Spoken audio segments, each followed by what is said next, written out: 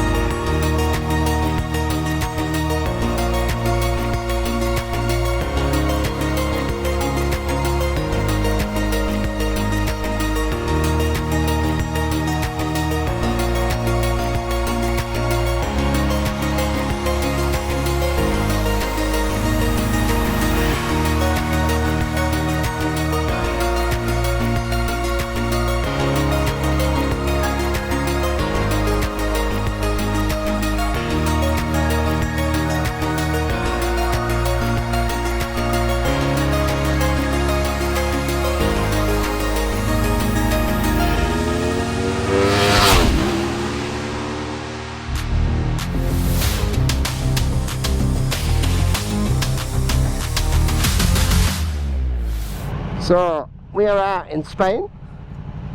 This is the new Manx Norton. Norton have closed a bit of road for us, which is always good.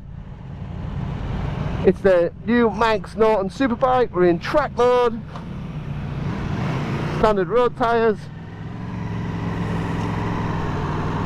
Yeah, let's go for a spin. Lovely that they closed all this road for us. I mean, that's just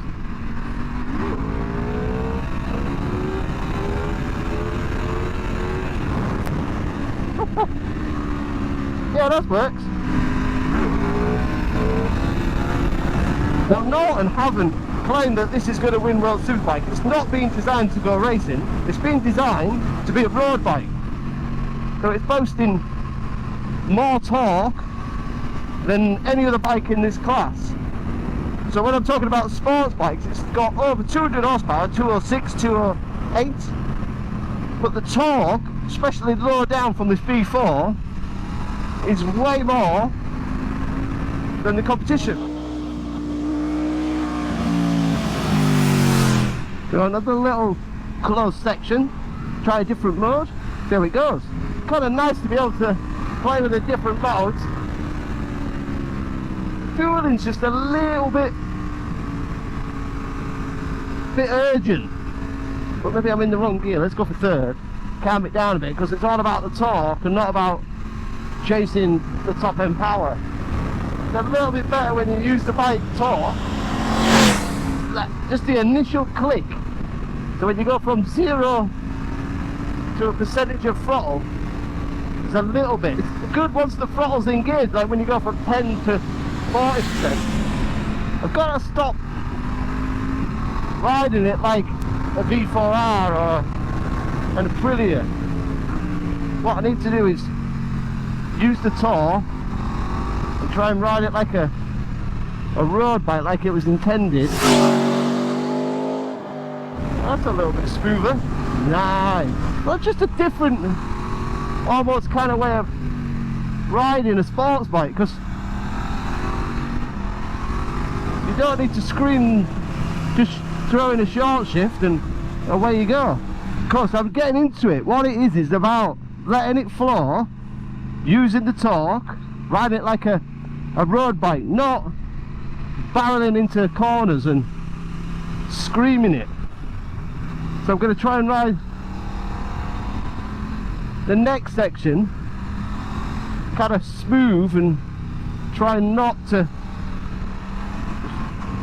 try and short shift my way through it.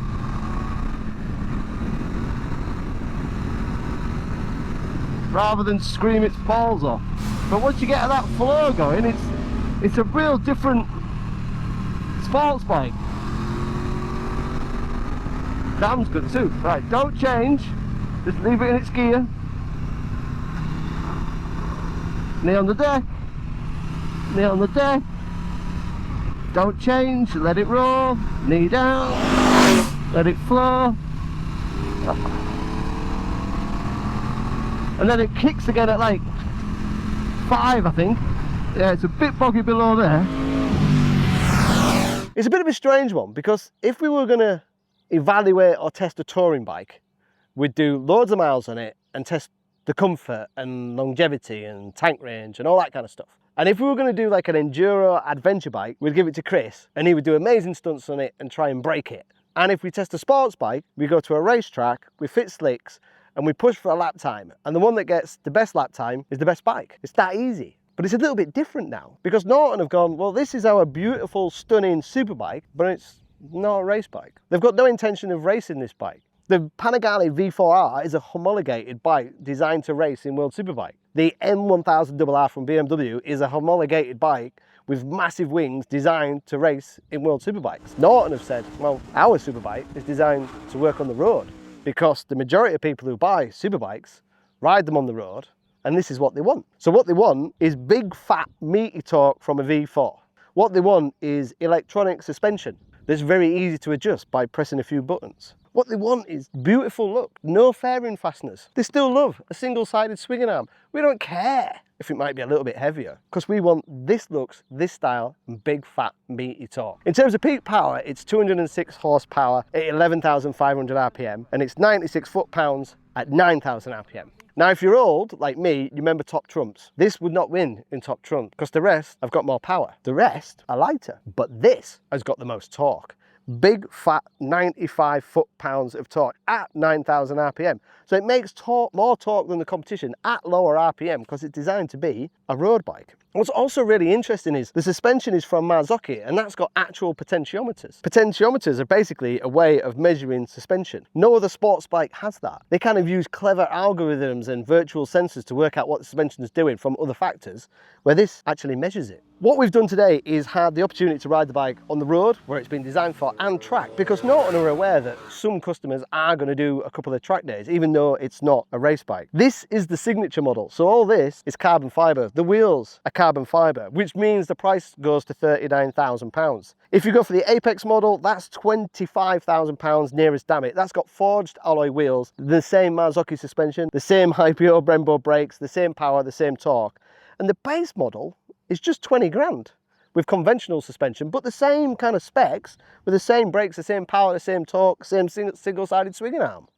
I actually thought it'd be more than £20,000, to be honest. It looks more than £20,000. The standard bike is just as stunning, with the no fairing fasteners and this sleek design. There's no big wings, there's no air intakes. It's been designed as a road bike, not as a bike that needs 40 kilograms of downforce at 186 miles an hour. So being out on the road today, which is really interesting because it's been designed as a road bike, and you have to kind of go, okay, we're a road bike. So you short shift, which is slightly unusual on a road bike, almost like we used to back in the day on GSX-R 1000 K5s or even early R1s with loads of torque and carburetors. So you ride it more like a road bike. You use fourth gear where sometimes you'd be using second on others. It sounds great as a V4, this hidden away exhaust has a real character and soul to it. It's a really enjoyable, easy to ride road bike, and you can change the rider aids very easily on the move. I just wanted to show you the other dash. So this is the standard road dash, and then that's sport. Oh, right, it needs fuel already. And then that's rain. And then if you do a long press, it should go to track. Let's go back to road. Oh, let's keep it in rain. Save a bit of fuel. So if you think the suspension's a little bit too firm in track mode, press a button, it goes to road mode. The suspension then goes, okay, you want to be in road mode, I'll give you a little less support, make it a little plusher, a little softer. If you go into rain mode, it does the same and increases the rider aids. And it's really simple and straightforward to use, and the buttons have got a beautiful kind of texture and feel to them, really unique and really different to everything else on the market. There's a few little niggles, I'll be honest. The fueling isn't perfect. It's not bad, it's like B or B minus. It's not A star, but it's just that transition when you're going from 0 to 10% or 0 to 20%, just a little bit snatchy around town, or when you're coming out of a corner, but once you've actually dialed it in, it's much, much better. That's a little bit smoother.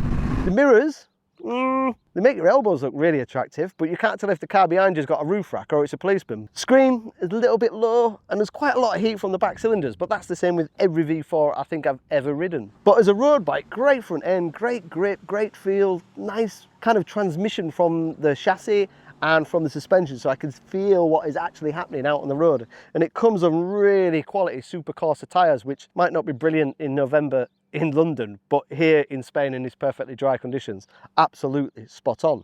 Then we come to the track, which I thought might be a little bit of a hindrance because it's not a purpose-built sports bike to be used on the track. It can be used on the track, but this is not a homologated race bike.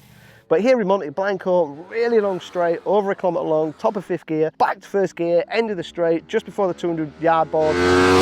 Big high pure brakes, working really well, no brake fade, even after 20 minutes. The turning in on the brakes as you roll into the corner is really good. The front end feel was really good. So much so, one of the best kind of electronic feelings I've had for a while.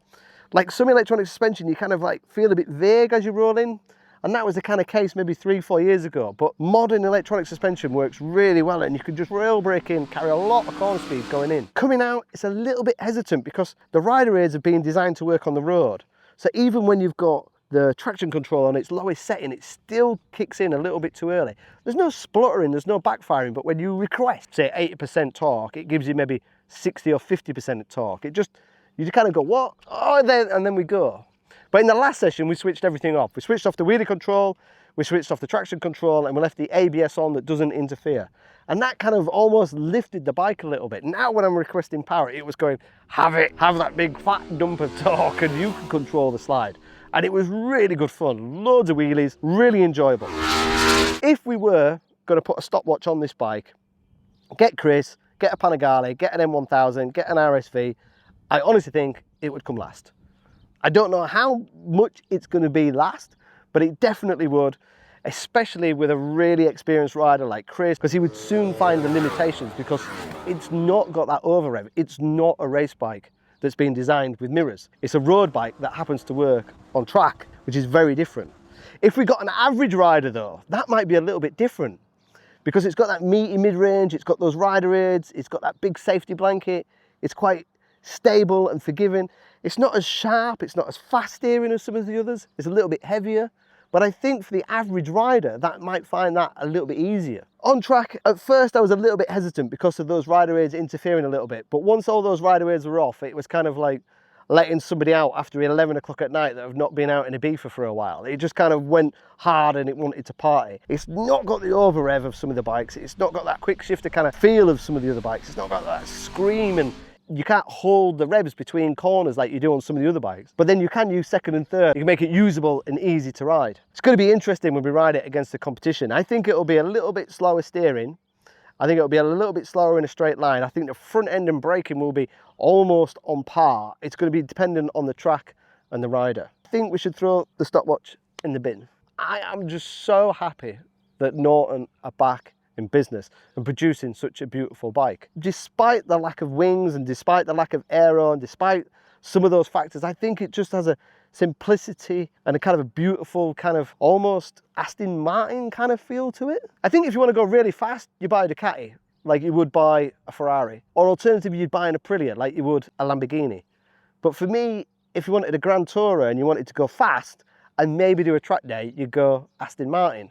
And this is kind of for me where this bike fits. It's got that kind of real jaw-dropping appeal. It's got this real classy high-end finish. It feels very different from every other bike. Norton have agreed to lend us a bike for a little bit longer at Bike World so I can do some big miles on it because it's got a 14.5 litre fuel tank and this engine is quite thirsty. So what's the range going to be like? What's it going to be like in the wet? What's it going to be like on English roads? All these questions remain a little bit unanswered. But what has not been unanswered is if you open your garage door in the morning and you see that, you know you're in for a good day.